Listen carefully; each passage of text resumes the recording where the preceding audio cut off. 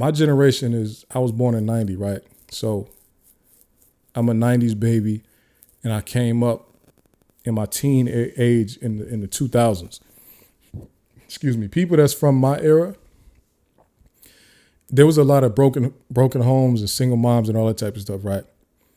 But there was lessons that we got from the men that was around, whether they was in the house as like a step parent, whether they was an uncle, whether they was an OG down the street, whatever.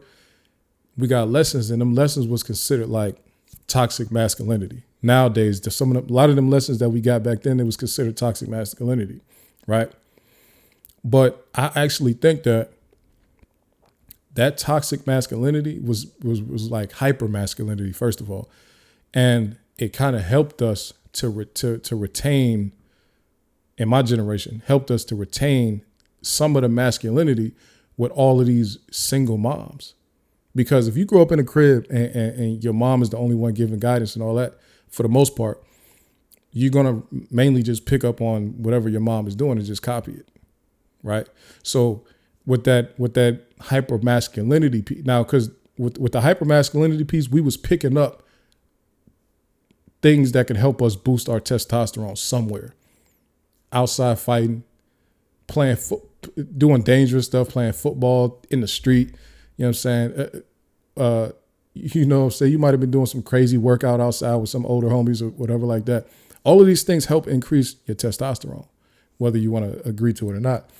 And nowadays they kind of fight against that toxic masculinity, but they never fixed the broken home problem, right?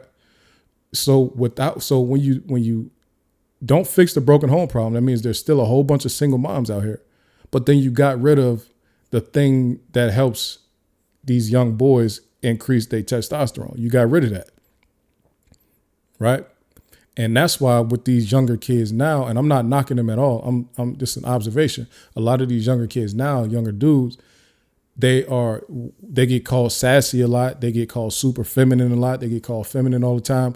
And I think it's because the ones who don't have their dads in the house, where they getting any of it from? Where they getting any of the testosterone? Where they getting any of the things the activities and stuff that boost your testosterone up? Where they getting that? We was outside like this, rams crashing into each other. That's how we used to be outside doing that.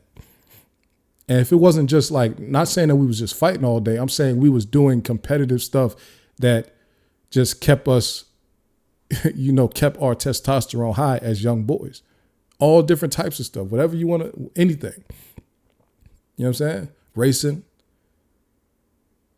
football, and then we got older, it started to become other stuff. But I'm saying like the lessons in the way that we was going,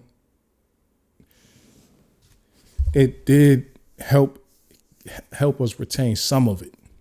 But when you don't have that at all now, and there's no dad in the crib, you can't, you get rid of the masculinity, you got to fix the broken home problem first.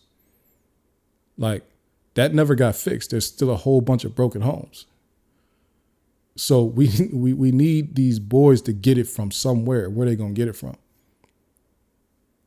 It's not about violence. I'm not saying violence. I'm saying activities that increase testosterone is what I'm saying. Violence is one of them, but I'm saying that it wasn't just all violence. We was doing all type of stuff.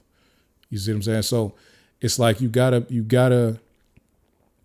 figure out they got rid of something that is a bad thing, but it did help my generation. You see what I'm saying? It helped us for sure. And I'll give shout outs to names and saying names, and I'm not gonna say nobody's name, but shout out to my area of the North Side, Youngstown, and my area of when I was living in Warren, Trumbull Homes, and my area when I was visiting Farrell and Sharon and all that. My area is like with all the cousins and the people on the street and all that type of stuff. I don't know what I would have been like without these areas. You got kids up in the house all day, they on phones, often. They on tablets often. You know what I'm saying? They not really, the only male presence that they getting is the other boys that they go to school with. A lot of them, not a lot, maybe some of them.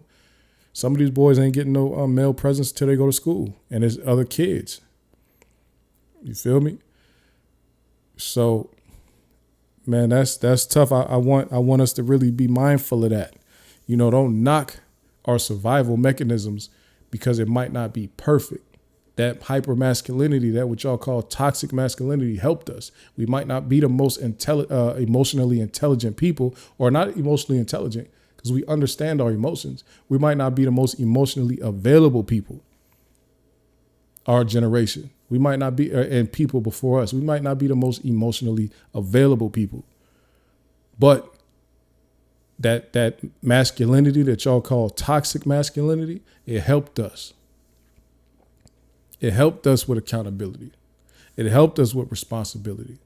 It helped us become one of the best generations of black fathers that this country ever seen. That's my generation. We was raised on that stuff that they call toxic masculinity. You see what I'm saying? Broken homes everywhere. And when I say broken homes, I mean like your mom and dad ain't together. All over the place. You see what I'm saying? So that thing that y'all knocking, it helped make us the best generations of dad, the best generation of fathers that the game done seen. And it's a whole lot of people that attest to that.